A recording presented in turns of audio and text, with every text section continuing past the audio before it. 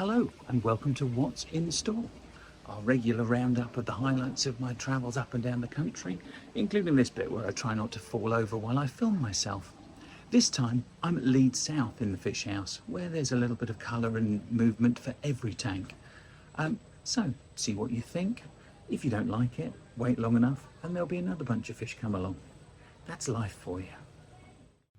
Groupers have long been popular with those who enjoy keeping big marine fish with plenty of character, and all demand large aquaria with robust filtration. Many of them are too large to be practical choices for all but public aquaria, but one of the nicest is also one of the more compact. The Pollini grouper is about the size of a freshwater Oscar and is as hardy as any of its family. Like all groupers, it has no interest in corals and is theoretically fine in a reef tank that doesn't house tank mates small enough to swallow and has the filtration to cope with the waste load of a large predator.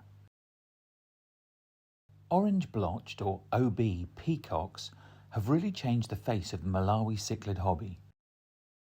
Originally crossed with Mbuna species to transfer the gene, they seem to inherit the less aggressive temperament of Orlonocara in the fishes that we see commercially, and seem to have no issues with fertility, sharing the Malawi cichlid tendency to mate with anything even remotely related. Further crosses with other haplochromine species have introduced a range of colours. Freshwater gobies are fairly uncommon in the hobby and tend to come in two main flavours: small riverine species and larger predators. The purple-spotted gudgeon is a chunky mid-sized predator with plenty of character and a mouth large enough to swallow small fish. Tank mates should be sturdy, such as large rainbow fish or barbs. With a distribution that ranges outside the tropics, these fish may benefit from a seasonal drop in temperature for long-term health and to trigger spawning.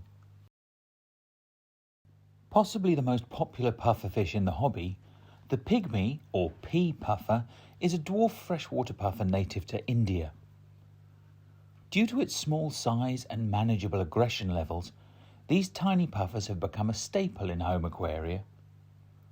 Wild populations are threatened by habitat loss, and we've only stocked captive bred individuals for some time now. Once mature enough, these fish can be readily sexed, and we'd encourage anyone interested to try and breed them at home.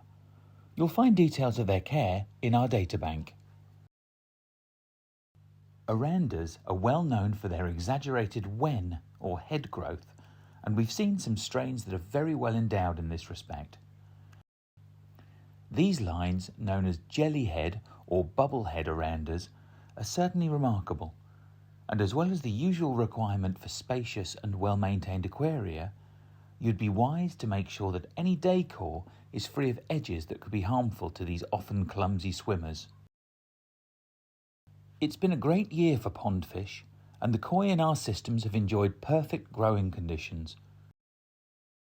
The Japanese fish in our specialist stores are looking as tempting as ever, and the small-sized fish are now significantly larger than when they arrived.